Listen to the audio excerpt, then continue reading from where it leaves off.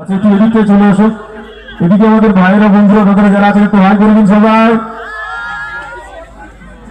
কি করছে দেখছেন? ও তো জানেই না কে আসল বউ। ও তো বলছে মেয়ের কেমন আসল বউ, কিন্তু আসল বউটা কে? আচ্ছা কেমন ও সরে গিয়ে পদ্ম হেঁটে ঢুকলো, ঢোকাটা তো পদ্মই ঢুকলো। দেখুন এবার আগে আগে কি হয়।